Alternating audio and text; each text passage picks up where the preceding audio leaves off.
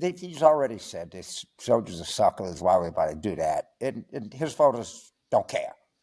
And that you said, look, the families wanted this. And every minute you're talking about that, you're not talking about his abortion vote in Georgia, That's true. in Florida. Right. I mean, look, is it an outrage? But there's been so many outrages that don't matter. That any other person couldn't remotely sustain this. No other person would actually would tell General Kelly that soldiers are suckers, or would say that their son's gravesite. So of all of the egregious things that he's done vis-a-vis the military, this is kind of medium. But we got him on the run on this Florida vote. And he doesn't like it. And we got to be careful not to go for new, shiny things here. Yeah. Now, I know it's outrage, and people should be outraged about it, but that's not where we're going to win this election. We're going to win this election on the whole question of, reproductive rights.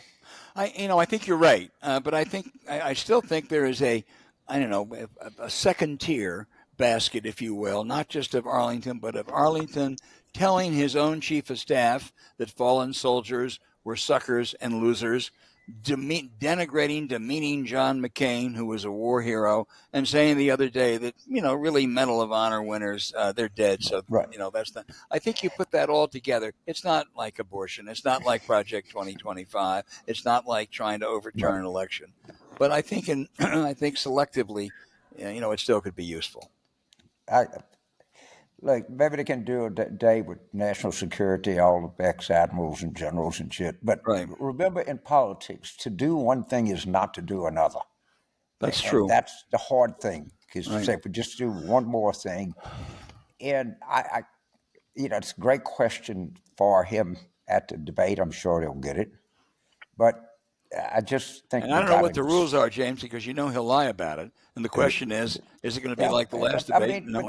If she has some good jokes, as I said today, one joke is worth 100 fact checks. Yeah. It doesn't matter. He now knows that he drives with impunity. But he is really caught on this Florida thing. I mean, really caught, really uncomfortable. And boy, this thing is so good, because when they accuse Harris of flip-flopping from her 2020 presidential campaign, she can just point right to this.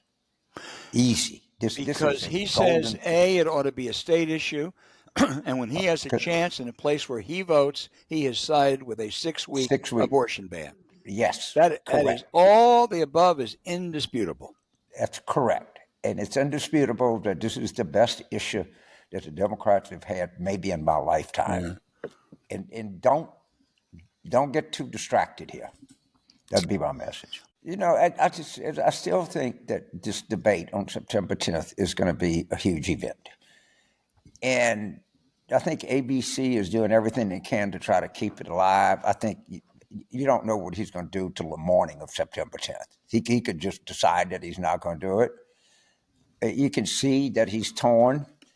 And she just can exhibit. I'm showing up. It was a contract. We said we'd be there. I believe in honoring your obligations. And he's in a tight spot here. He doesn't want to do this. He wants to get out of it, but he doesn't quite know how. And he's scared that he might need it to, get a little bit back, get a little bit mojo back. So this thing has got a lot of questions left to answer here. I agree. He wants to get out. He'll be there. He has no choice. I think you're right. Yeah. But he doesn't. It's the one thing we know. His advisors ain't got anything to say about it. Right. I mean, his chief new advisor on women's issues is Corey Lewandowski, and they have something in common. Both of them are adjudicated sexual harassers or molesters or something like that. My outrage is the whole pro-life movement. Okay, I grew up cradle Catholic. I don't know how many sermons I've listened to about this plain and simple abortion is murder. They had the human life amendment. They were adamant. They presented themselves as having the moral high ground, that there was a real sense of what was right and what was wrong.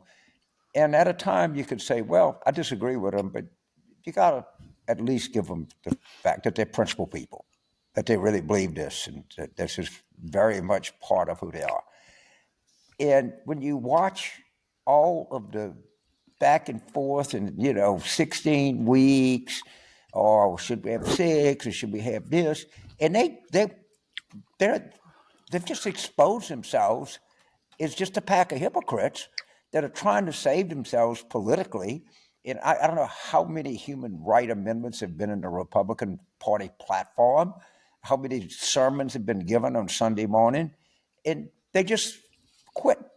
And it's like, well, okay, well, if you got to be for 12 weeks, that's fine. Or you need exceptions, that's fine. All right. And maybe there's an element of political practicality there. Who is James Carville to criticize somebody for being politically practical or politically expedient? But that's not the way you ran your business here for the last 50 years. Right. You ran it as that you were some moral superior, moral high ground, and it turned out you're not on the high ground. You're just in a sludge pit with everybody else.